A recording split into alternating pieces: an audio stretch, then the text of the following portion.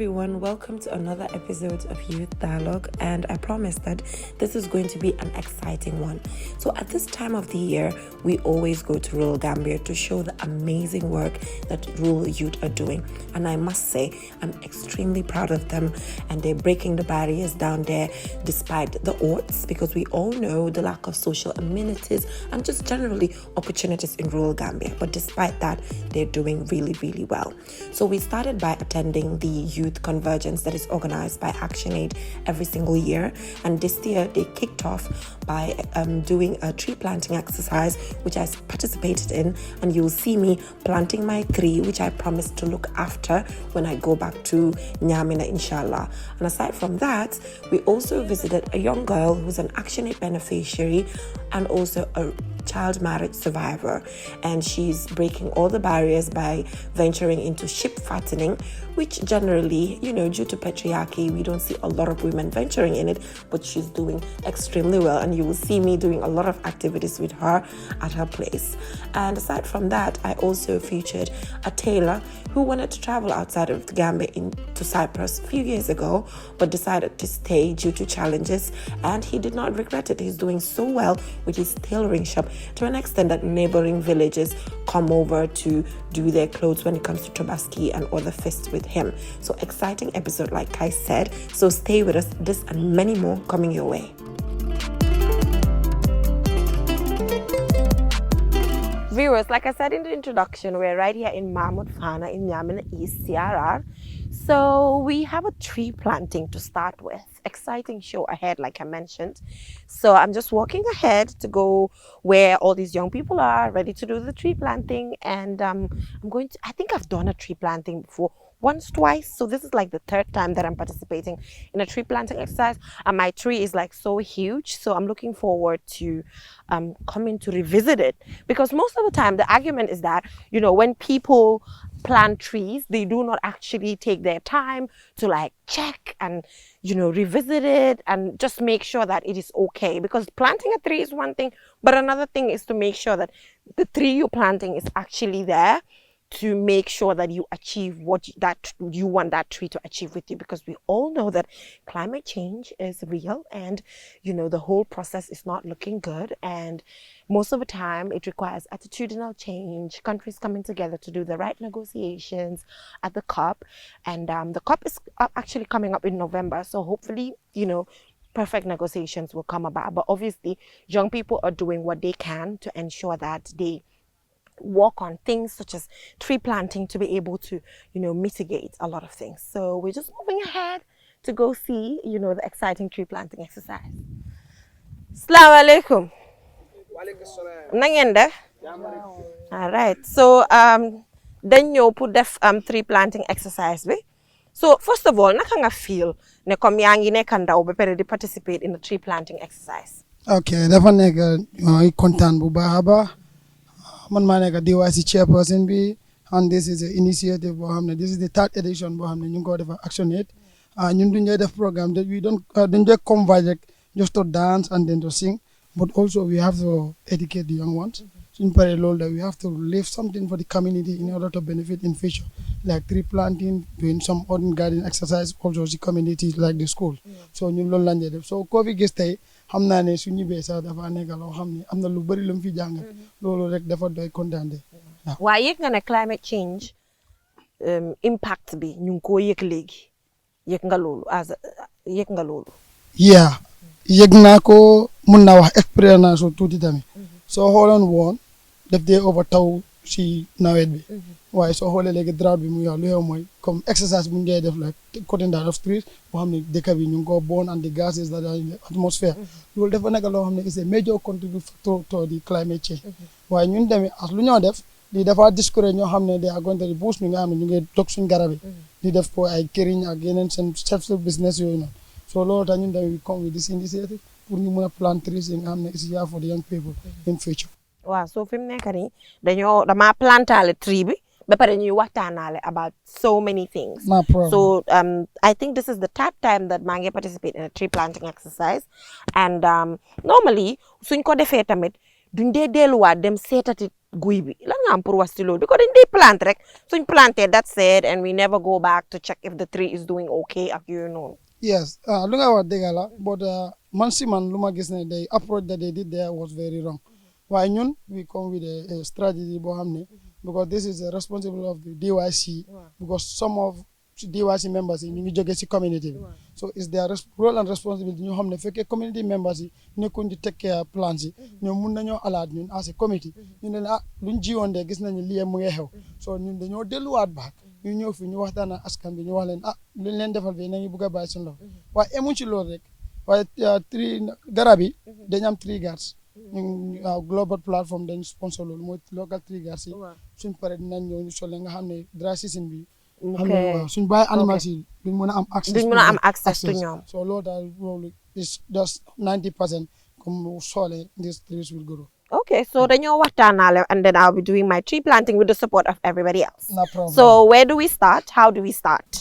Okay, when you start, the first thing is you have to remove the topsoil. The topsoil? Yes. You put it one side. All right, so do you want to start? Yes. Yeah, you can start. You remove the subsoil also, you put it the other side. So normally this is the general way of doing, this is the best practice? Exactly. Okay. You remove the topsoil? One side. Okay. And then you put the subsoil the other side. Okay.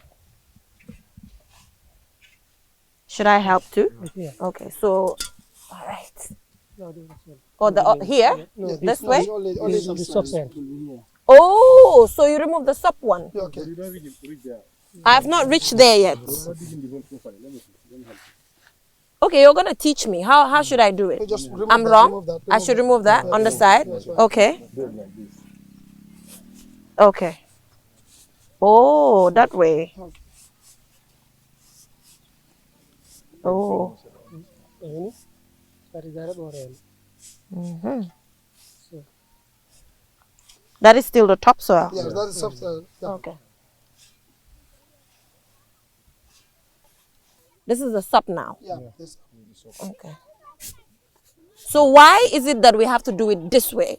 Yes, because of, these trees, okay, these trees, they need to be protected in a sense that if you remove them, there will be a sort of a small portion that is left. When it rains, small amount of water will be left there in order to sustain it maybe some days when the rain does not come.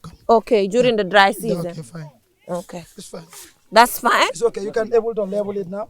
Okay. Yeah. Just level a little bit. Level? Yeah.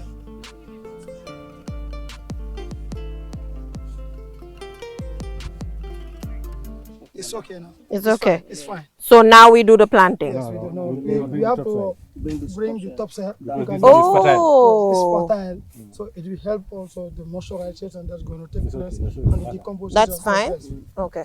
So that's my tree. We're going to use my tree. Where's my tree? Okay. Yeah. But before you put it, you have to remove the polypod first. Okay. Because it will help the roots also to penetrate. So But we yes, remove it. We have to remove the polypod.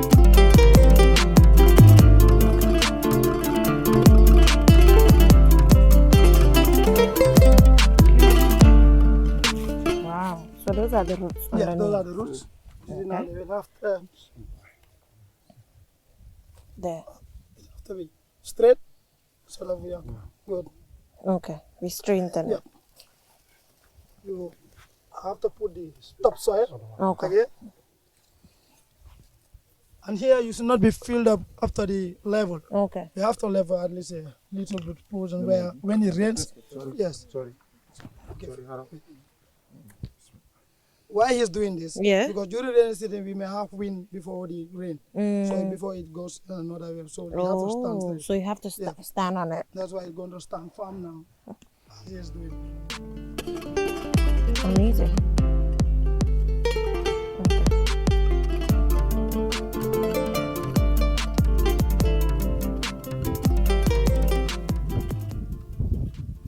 So it's a whole technique of its own. Yeah. Yes, that's fine. Okay. And now, why we doing this? We're not going to limit ourselves into this only, but we know during rainy seasons, all our animals, they are in control. So, but now we'll have the global platform also will have the time in order to mobilize themselves and then to bring the tree guards to the community We do another exercise also to put the triggers into the trees in order to protect them from the animals. So what tree is this? This is mahogany. Mahogany. Yeah. Oh, and I heard it has its own Exactly. benefits and all of that. Definitely. Amazing. So what other work is people around this area doing when it comes to climate change? Obviously, with the help of ActionAid and then Global Platform, they have been advocating for the climate side effects. And most of the time, the primitive or the ideology that people have in ancient, still now it's phased away. But now we have to come with climate change. Obviously, we have to go with a modality that is going to change the mindset of people in order to embark into tree planting, in order to mitigate the climate change that's currently disturbing the whole world. Okay, so you're using a lot of advocacy. And also, when it comes to agriculture, because it's all part of it, is in Nyamina here, are young people using organic farming instead of the chemical? Yes, of course, because of the example is ActionAid demo farm at Dalaba. So the young people also, they are into 3 segments. So most of them, those who are embarking into horticultural, obviously they will teach them how to make that this local decomposition of manure. We are using the feces of bats in the communities that they rear themselves, and then they use it back to in order to fertile the soil to make their agricultural activities or very simple for them. Yeah. So which means the chemical aspect is also working around. Yeah, obvious. It's working, and if you look at the other one, like the NPK, is very expensive. It is very It's expensive. So why can't we localize Exactly. it? Because we have the bats, we have the animals within us. So obviously that's going to help us, and also it's very good for our soil because we see the impact of climate change and what it does, especially the bush burning when it comes to dry season or the preparation of farming during rainy season. Also is another things that also affect the soil. So with that local manure that we make in our farms or homes also can have a great impact when it comes to agriculture. ba pare dama bëggoon a xam tam si affaire yi comme cutting down of trees naka la mel si Nyamina bi fii. Okay, obvious. So xoolee Nyamina woon ak léegi is different, but you cannot blame anyone. But we have to blame our responsibilities that we fail. If you look at most of the time the approach, ñu dee doctrine trees. If you go as a committee, maybe every community have a how to call the forest committee members. Why they are the very people that feel their responsibilities. I can say personally. You cannot go and negotiate with somebody. Dock trees, go hamne, this only your self-interest. These trees are for all of us. Obviously, they have to take measures that anybody who's cutting down trees, obviously they should be exemplary. If that is those, honestly, So da nga bëgg a wax ne ñoom ne ñoo dee komplo. obvious, because so they get machine soy, they are everywhere. Obvious, it should not be. Why? The only thing is, they will never plant. So, My but for problem. us, I think this exercise we are doing, they will be at least see themselves why what they are doing is very wrong.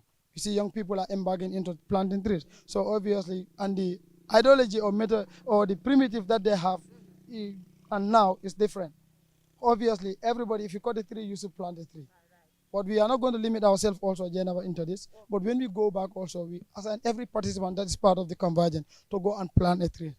And the committee also going to take the responsibility to go around every participant we see whether you did something in their community.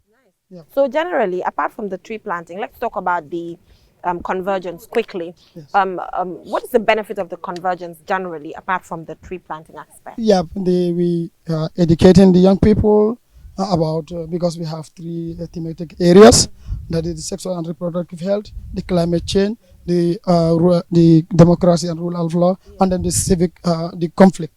So young people always, when it comes to politics, they embark into a lot of violence and the like. So we teach them what are the rules said about that.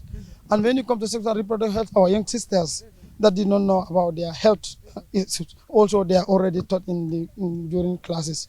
When it comes to climate change, also we have to advocate for that. We should not cut down our trees, and we take the responsibility of planting trees, not within the community, but even in our homes and even the surrounding villages that are affected. Yeah, and also we know it's a huge convergence. Apart from that as well, the issue of irregular migration, how is it now in Nyamina? Is it improving now? Yeah. Or is it where it used to be when I came here like 2 years ago? No, A year, astaghfirullah, a year ago. Yeah, obviously, we try to mitigate and then change the ideology of people that have the mind that everything is in Europe.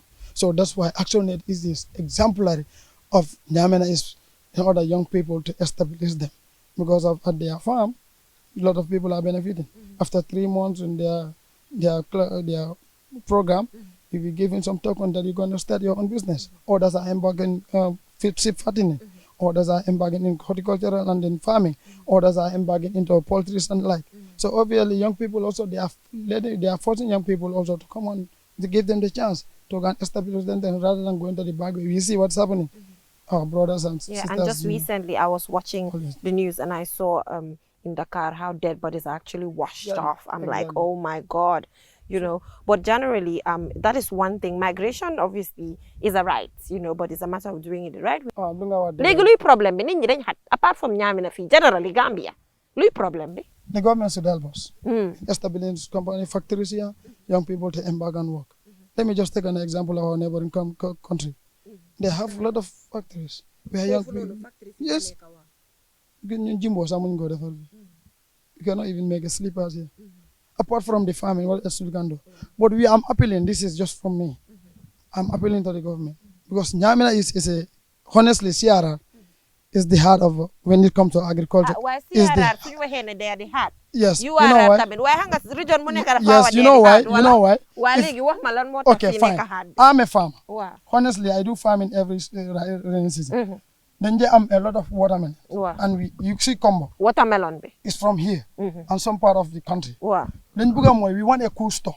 Okay. Honestly, in the seas, Nyamina is here. Cold store, where our pumpkins, sun bangay, sun saroy, everything that we harvest, let it be stored there at least for a longer period. Because soon harvest because every day they fire.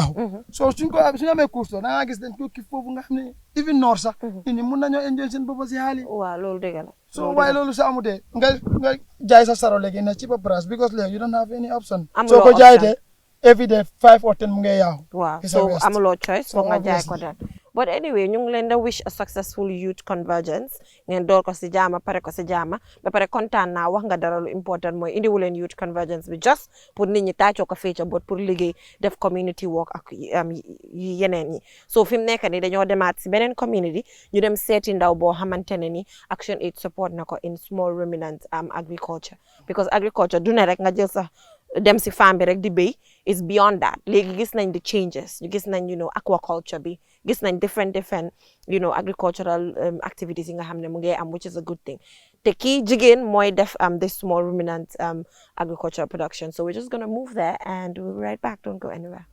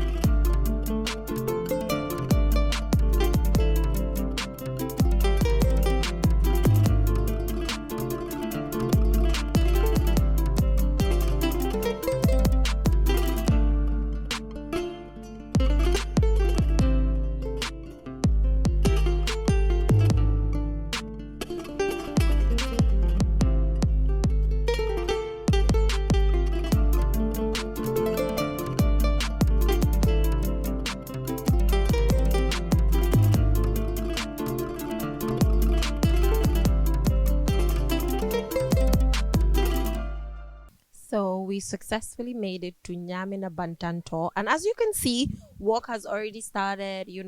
We fed the ships, and then fetch some water and just do everything. And I'm here with Adama Ba. So Adama jërëjëf si lu ñu dalal fii nii si seen kër. Man moom maa ngi ko enjoy man moom maa ngi ko enjoy. I love it. The environment is amazing. Ba pare hot yi tamit I like the hots because dafa seeda lum tàng soo si duggee daf dee seeda si biir so loolu dafa ne waaw so léegi ñu laajte rek yow yaa ngi nekk si ship fattening si business boobu noonu nga nekk supported by Action Aid kañ nga ko commencé. Depuis January laa ko commencé. January this year. Yeah. so léegi balaa loolu lan nga doon def. Man dafa ma woon dara xanaa dem si tool yi. so léegi depuis boo duggee si business bii nii naka nga ko gisee.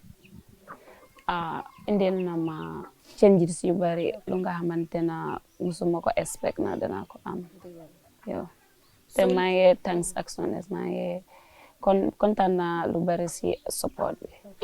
so yow naka nga gisee business bi waxaguloo ma business bi naka nga ko gisee naka la dee demee explainal ma naka la dee demee xam nga business bi naka la mel ak yooyu ku see dugga xam nga yooyu noonu. waaw ok business bi kay mu ngi dem fenn sometimes daf day jëfe nag danga dee am fii xara nga bugg ko jaay mu nekk problème yóbbu ko fii be si road bi waaw waaye loolu yëpp alhamdulilah business bi mu ngi dem fine te maa ngi kontaan si loolu mu ngi dem si kanam tamit.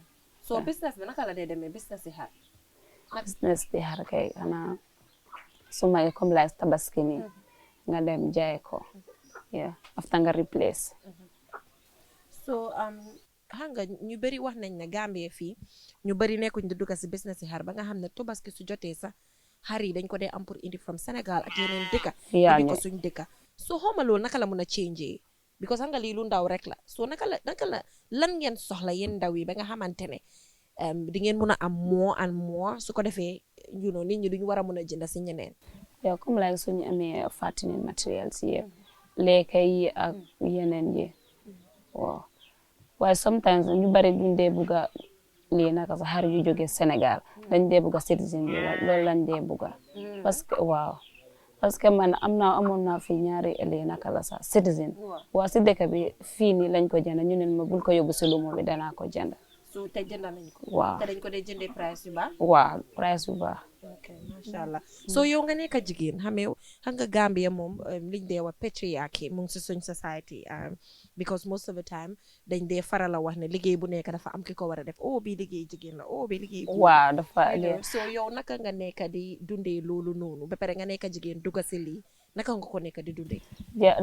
dama muñ rek te dama góorgóorlu tamit bugguma ma toog sama yeneen morom réema daal dama dee active si loolu dama koy def sangalali def sometimes dama ko dee yóbbu si àll bi man sama boppa damay jóg fii ma yóbbu ko si àll ba ngoon ma ñib si yow te loolu yëpp yaa ngi nekk jigéen di ko def te maa ngi nekk jigéen yow dama ko dama bugga pour dem kanam rek moo tax nga koo def léegi da amuloo xëy na ñu laa xool sa ne waaw loolu kay bari na fii sometimes gars yi dañ ma dee wa yow gay naa ko nga nii ak nii waaye duma dee faale ma ne waaw loolu moo ma gënal ma nekk gay naa ko dan nga toog léegi ma toog rek defuma dara maa ngi fii léegi ma bëggoon a xam seen area bi fii yow am nga jëkkër xam nga fii dañ tey faral la wax ne biir Gambia early marriage mu ngi bari comme nga am sa doom may ko nit nga area bi loolu gis nga ko fi.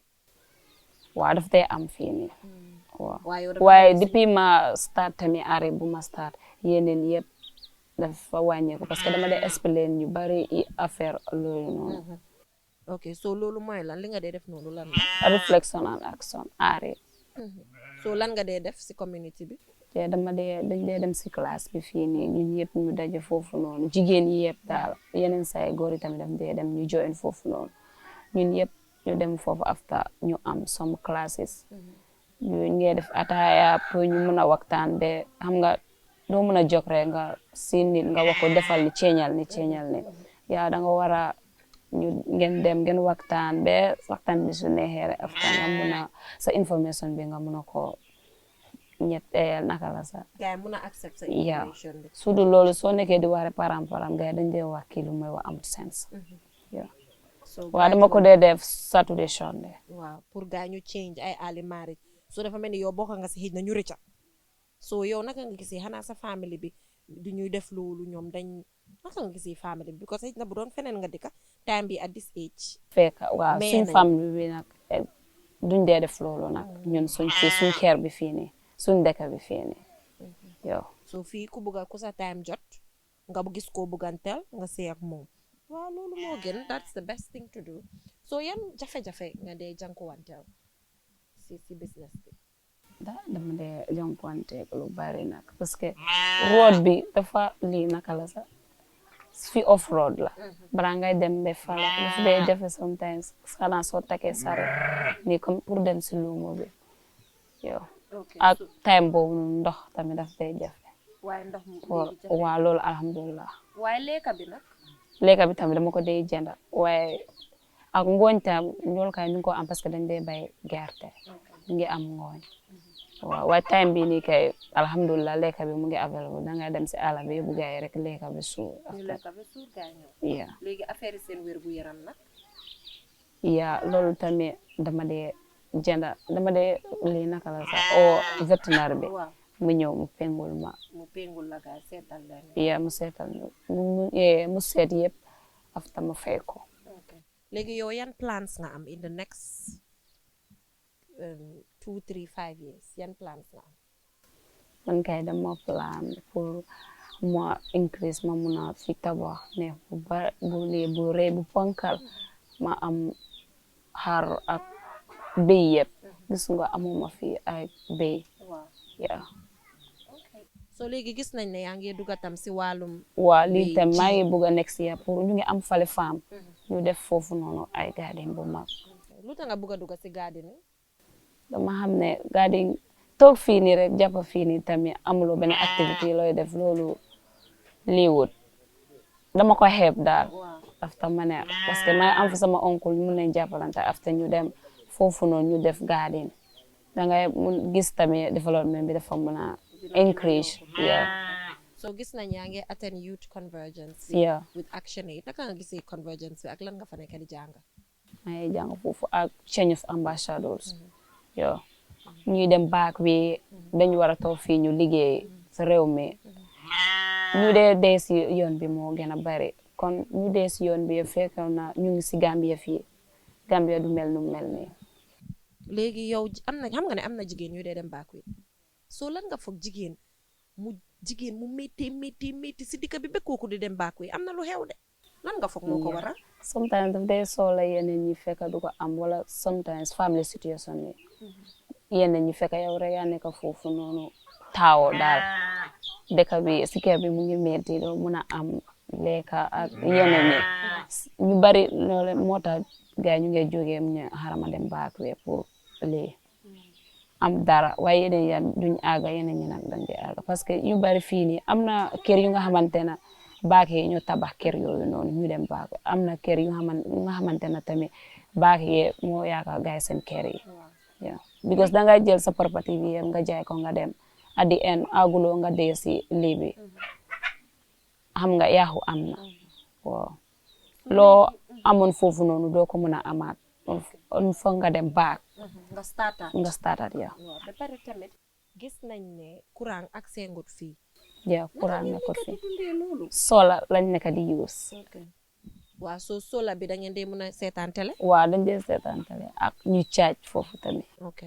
so loolu naka la métti ak lampa naka ngeen nekk di dundee loolu metti na des because sometimes chargers yëpp daf dee laaka ak lamp yi tamit bolis yi sometimes il faut nga jëndaat beneen wala batterie bi su demee ba si yàggee rek da ngay gis batterie bi dee il faut nga solar bi waaw il faut nga jëndaat beneen batterie te batterie bi is costly waaye na ngeen manage daal ba pare gis naa ñëpp a ngi kontaan man I love the rooms néegi moom dama ko like because dafa seeda because tàngaay bi fo naa because si kaw lu mu nekk ñax la waaw because daf dee seeda and everything ba pare gis naa la yow sa maam yi yéen a fi nekk Yeah. sa maam dafa ne soo naka nga nekk di dundee ak ñoom because dafa mel ni dañ la day jàppale dañ ma dee jàppale bu baax sax yeah parce que gars yi dañu wax ne duñ transfert si yeneen néeg bi ñu ne ñoom si lii bi lañ bëgg a after man tamit ma ne déedéet xaram ma nekk ak gars yi si néeg bi foofu waaw ba pare tam mu ngi jege fii waaw mu ngi jege mun naa dem ak ñoom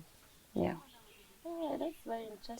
waaye sometimes dafa mel ni gars yi dañ dee xeex de dañ dee xeex kay dañ dee xeex ñoom mi nekk Oh, soo su okay. xeexee ku dee àtte na kenn yaa ma wax de su ma waxee rek gars yi dañ dee stop dañ dee bàyyi Yeah. because dafa mel ni gars yi dañ la miin waaw dañ dee dem ba miin la because ñu ngi la jege everyday yaa ngi feed guy and everything but anyway kontaan nañ di fact ne xam nga yaa ngi jël this decision to get into this because mënoon ngaa toog wax ne ok damaa xaar ñu jox ma but nekk nga nit koo xam ne yaa ngi jógal sa boppa di trial sa boppa loolu noonu am nekk na loo xam ne ñu ngi ko rafetlu torop ba pare incha allah nga ne bëgg ngaa dem ba di yokka place bi ba pare su uti ak loolu tamit yaa ngi wax ne femme bi dem nga ba di nga fa bëgg a def more and more things waaw so ñu ngi séntu loolu yëpp di ok seet te may def surrounding yëpp moringa ak lucena ok moringa bi te moringa moom dafa am some health benefits amazing that's dama dee daga moringa ma jox gars yi lekk sax dafa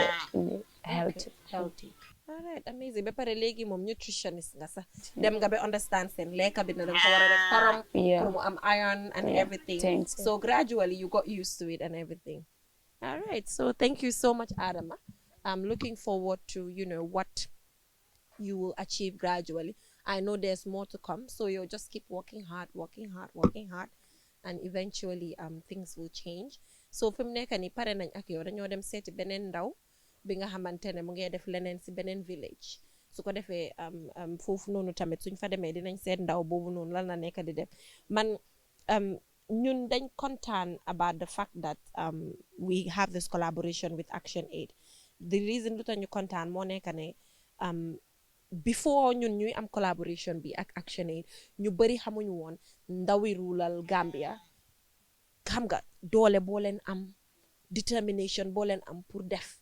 waaye depuis lii bu mu ñëwee yaa ngi gis ne rural Gambia ñun fi mu nekk nii jàppa nañ ba mu dëgër Action Aid tamit jàppa nañ te gis nañ ne yéen tamit rusloowu leen ñu si benn boora saa yu ñëwee rek am na loolee naa def because xam nga ne ñu bari dañ foog ne ndawi Gambia dañ tayal wax nañ loolu de léegi loolu balaa ñoo tëj loo am pour wax si loolu léegi ñu ñoo war a takka suñ liggéey rek ñu rusloo gars yi ñu wax ne jigéeni Gambia duñu liggéey duñ def nii ni si waa yut si duñ liggéey ñu ñoo war a takka suñ liggéey ñu rusloo gars yi parce que ñu liggéey bu baax jërëjëf waaye Adama so I am so tired you guys as you can see me I'm so tired lu nekk la ma Adama def loo enu naa teg naa raxas naa xar roose naa def naa lu nekk I'm so tired suma musóor bi sa nice na man nice na kay so we're just gonna go to another person in another location and see the amazing work that person is doing so stay with us bu leen dem fen xaar leen ñu pare nguñ ak yéen de ñu dem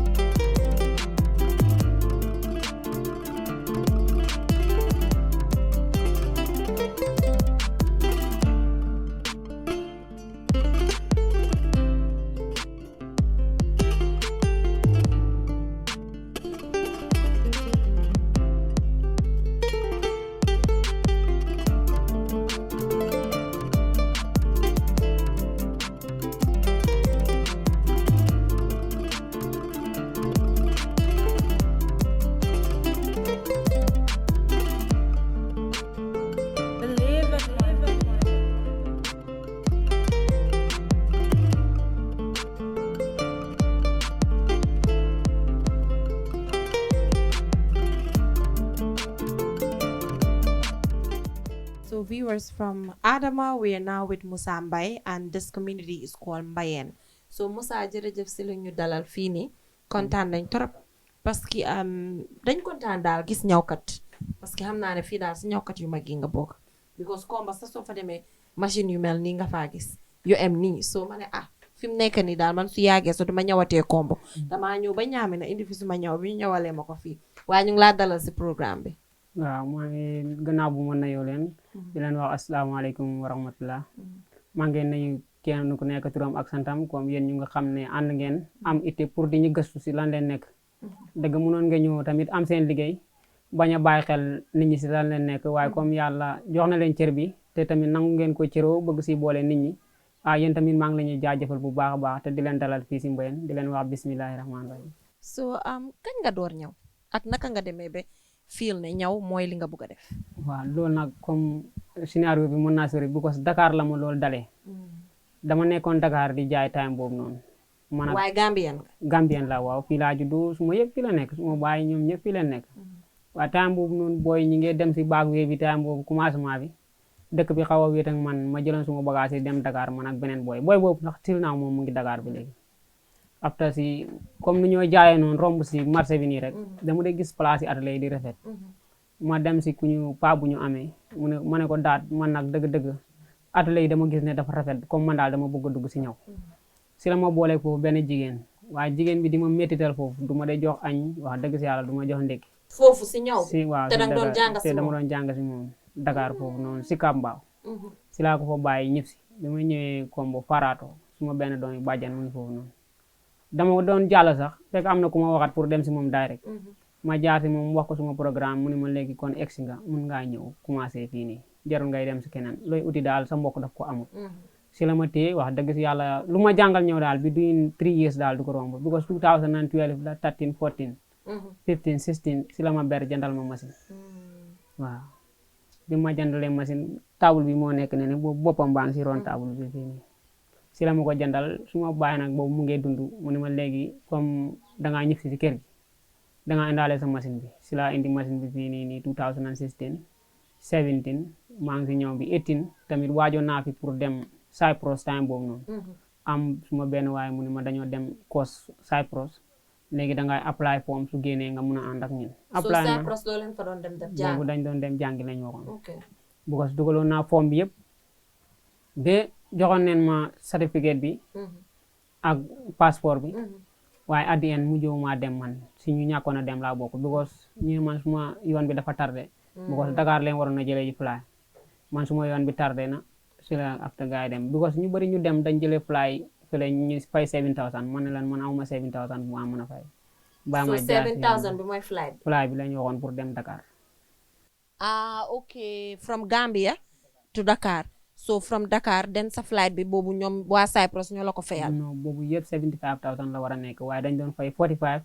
après gars yi ñu suñu àggee ñu doog a fay te yow fayoon nga 45 bi ba pare waaw déedéet kañ léegi 7000 bi moo la teree dem moo ma teree dem waaw léegi bu te dafa late pour balaa ngaa balaa maa egg foofu noonu après si laa mujjee départ bi ma ñëwee tamit wax dëgg gaa joxoon ne ma 25 mu des 20 ma ñëwaat fekk machine yi jaay ma ko woon ma continuer waat si di soogul noonu si laa dem ba machine bu ma sama boss jëndaloon noonu ma trayaat ba amaat beneen dolli ko si di ko liggéeyee wax dëgg si yàlla léegi yow fi mu nekk nii ndax réccu nga loo demul Cyprus non sometimes nag damay toog suma network bi du fi nekk moom comme dëgg rek because léeg-léeg fii day métti comme nawet bi nii surtout ma nawet bi nii la di gën a métti nag because dafa day métti trop su fekkee ne si noor bi planu la ko nii su fiilee plan bi si noor bi su fiilee nawet bi du yomba si yow léegi nag su yombul noonu boobaa xam nga nit soo daan amatuloo sa bopp bi dafay génnaat fu nga nekk si time yooyu daf dee fekk nga bëgg a génn dëkk bi waaw ma day waaj pour génn dëkk bi waaye du dee yomb tamit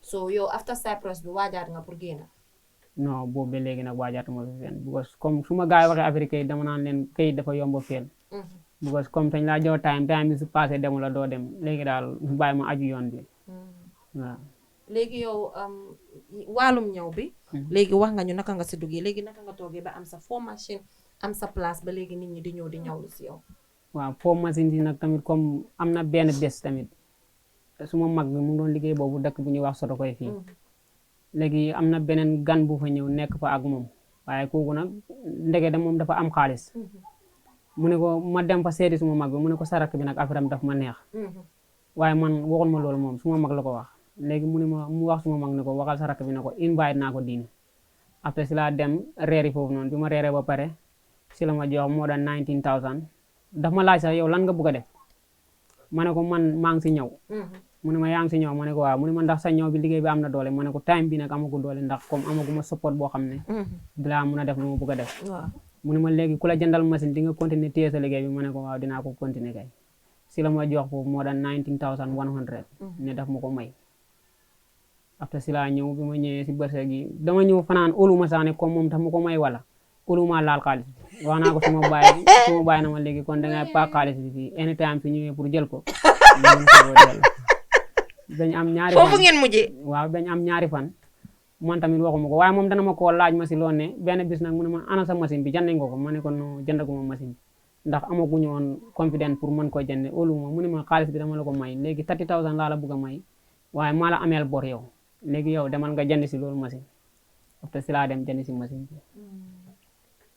bi ma jëndee machine boobu noonu nag ñëw si laa commencé di xam yeneen apprenti yi ñëw di join di ma ñëwal si laa continuer si loolu nekk si loolu nag ba léegi nii macha allah yow léegi fi mu nekk ni sa apprenti yi fi nekk ndax yaa leen jàngal ñëw waaw ñëpp maa leen traité ñëpp si man leen commencé léegi ñoom tamit ñu ngi liggéey nit ñaa ngi ñëw waaw ñu ngi ñëw waaw soo naka nit ñi dañ dee ñëw ñawlu si am nañ confidence pour ñawee ndax komba lañ dee def non nit ñi moom daf wax dëgg daf doon am ñëw comme noor bi nii moom daf dee am ñëw yu dee jógee komb di ñëw waaye nawet bi nii moom daf dee métti daal nawet bi moom comme mun ngaa ñëwal ni ki de du ko mun a jël si daf laay wax ne yoon sometimes moo de su woogul war raay da yit ko gars yi léeg-léeg xam nga su demee ba dëkk bi dëgër ma abu raay da dem yóbbu ko suma rakk bi mu ngi am raay da ak suma nga yóbbul ko gaay waaw ma kon dëkk bi daf dee dëgër de nawet bi moom yoon bi moo dee kële gaay bu ko soo suñu awoon si yoon bi sax da nga gis yoon bi bu ko ku jógee Bambacounda soo wàccee war a ñëw fii boobu problème la léegi raay yi suñ ko doon def 50 dañ koy yokk 100 xam nga kooku su bëggee ñëw fayaat ñëw day métti kañ waaw day métti waaye daf dee fii daf dee toog rek dëgër waaw nawet bi moom noor moom wax dëgg danga dee liggéey alhamdulilah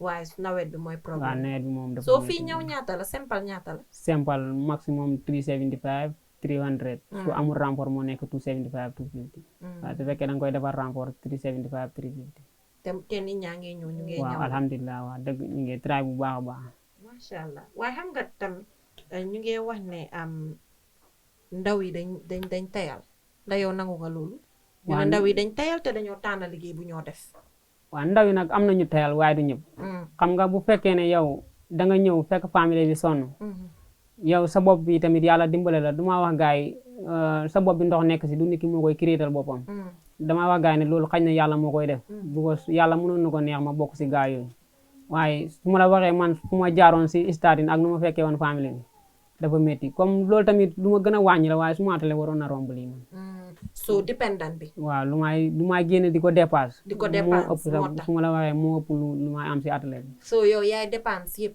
bari na lu may dépasse man ak ma mag ñoo si nekk waaye daanaka si bu ma eboo ma ne la si moon si passé ni la commencé nangoo jël responsabilité comme bu mat ñi nga am benn mag bu nekk Italie waaye du ñu dee nangoo kool sax moom doo leen ko dégg xamu leen dara du ñu dee nangoo kool because mu ne xaw ma dañ ko xeeb I don't know what happened nu ko téye daal loolu affaire am la because alhamdulilah yaa ngi try waaw nawet bi nii soo ko koloon nii comme ne ko ku ma jàppale nii daf laay def kàddu yoo xam ne comme yow dootu la ko bëgg a waxati because ñaari at dafa am at yoo xam ne dafa métti woon trop si man ma ne ko ne dama bëggoon ku may jàppale si maalo mu ne ma comme pour baa ngi si kër gi su ngeen ndekkee su ngeen amee mburu café ndéwo su bëccëgee ngeen ponse ko ngeen lekk ko man loolu suma yoon nekk si wax loolu ñaaw waaw moo tax xam nga léegi yow soo ma ko waxee doo ma la kolaat pour di la expliquer ne dama sonal man tamit amuma waaye boobu métti na moom waaw léegi moom comme loolu la gis mais amat ñun dañ ko xeeb xam nga kooku doo ko mën a kolaat dëgg koy wax sa soxla mu laay soxlaal pour nga kool ko waaye yow yaa ngi jàpp everything sa atelier bi nga am nii waaw waaye yàlla wërsagal na la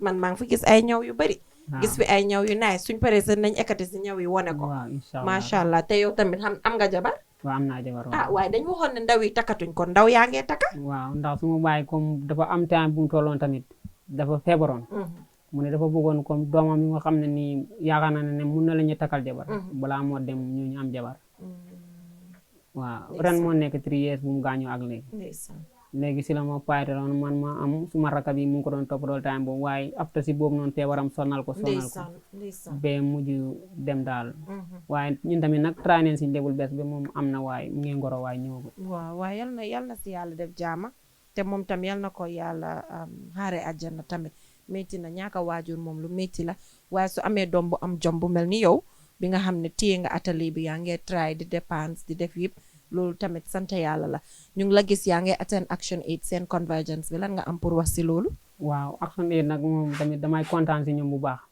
xañ na yàgg naa la ñuy jooy comme ñu dimbale ma tamit ku may support waaye amaguma ko si ñoom waaye gis naa suma dëkkandoor yi ñoo xam ne ñu ngi la ñuy dimbale xam nga nit ki moom yow soo amee jàmm te sa waa dëkkandoor amul jàmm tamit dafa mel ni jàmm bi day des wax dëgg dama kontaan dama gis ñoo xam ne nii at least maa leen tene woon te léegi am nañ seen own machine yi golo ak bujji si ñoom la jógee te ñu ngi fi am tamit Arabic school barki démb rek lañ doon am ak ñoom meeting fii may neen gars yi moo daan $15,000 wax dëgg te man tamit maa ngi si DYC comité bi waaye nag alhamdulilah xañ na mbir yi mun naa bés dina ñëw de. non dina ñëw sa ndanka la rek Action Aid moom fu nekk la ñëw fële waaye lan nga am pour wax sa mborom bi ndaw yi comme story yi nga ma wax nii dafa daw yaram ba pare lan nga am pour wax ñi nga xamante ne xëy na bëgg nañu give up because yow ñàkk nga pour dem Cyprus bor time bi xëy na loon fekk foofu noonu ak leneen ak yeneen opportunités yi nga lus waaye yaa ngi ko fi jàpp rek te ne doo bàyyi.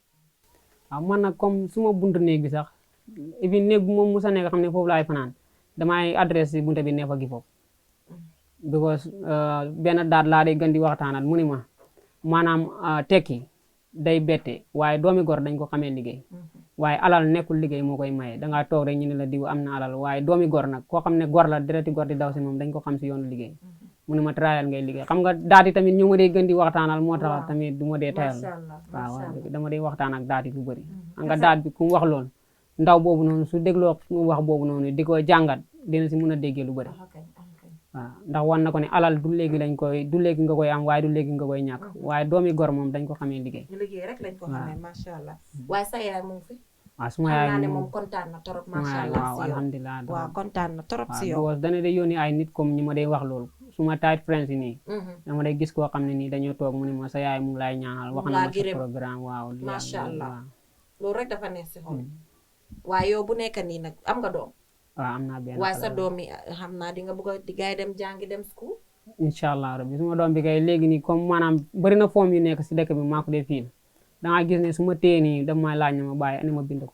dégg la kay moom ñaata at la am. moom ren moo nekk 2 years. waaw moom nag bu ko mayee de su demee ba mag bu ko mayee de. incha allah rabbi noonu bu ko mayee ay may mu am di door di lii rek nga ne ko ne may naa la kii boobu du fii man may ñëw fay suma paas bi. jógee ko moom fii su boobaa man nga koo magale nag daka bi fekk mag na ba pare jàng na dem na université yëpp lii na ma ñëw baatare incha allah rabbi waxal xam nga lu dafa te xam nga ne man suma xew du ndaw waaye jeex na tak kon ñu defee ko noonu waaye jërëjëf Musa si dalal bi kontaan nañ torop te ñu ngee ñaan rek you never know anybody kuy seetaan tamit gis koo xam ne mu ngi déggu nii si liggéeyam nga bëgg a koo support always reach out to us call leen ñu and then we will always direct you because nekk around this area ba pare di def liggéey bu mel nii kontaan nañ si torop so fi mu nekk ni Musa yow yaay woon suñ last person bi nga xamante ne interview nañ ko so xam naa dañoo dem for a short break rek suñ ñëwee ñu tëj programme bi. QCell, the fastest growing network in the Gambia, now presents to you the eSIM. QCell's eSIM allows you to electronically scan a code and join the world of digital SIM cards. Customers with physical SIMs can easily switch to the eSIM as well. So rush now and get connected with an eSIM and start using the latest mobile technology with your trusted GSM operator. For more information, call our customer care on 111. QCell, Sunubus. We innovate, others follow. Terms and conditions apply.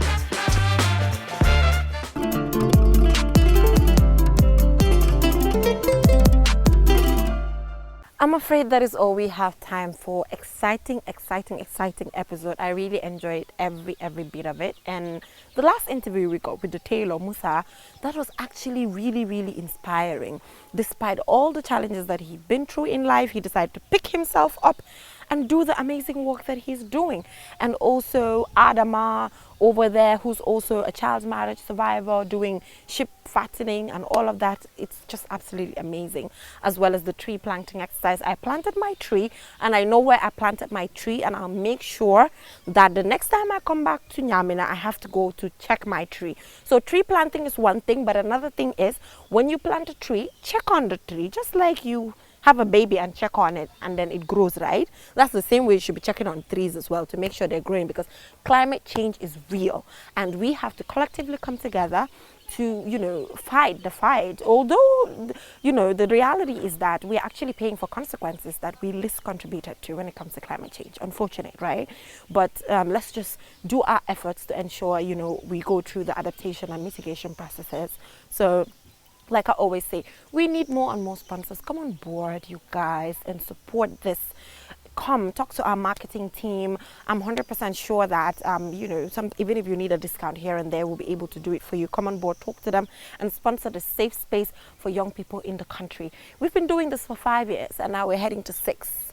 5 and heading to 6. Consistency is key, and we've been able to maintain and prove that. So to be part of this amazing team, make sure to come and sponsor us. And a big shout out to the entire production team, Bajsen, who my camera operator. We never actually get along, but for some reason we just got along this time. So so thank you so much to him for an amazing production. Adam Ajany, editor, thank you so much for the work that you do. We definitely appreciate it. And to the presenter here, thank you so much myself. So to all the viewers, you know, thank you so much for joining us. Till we come your way next week with another interesting episode. Bye.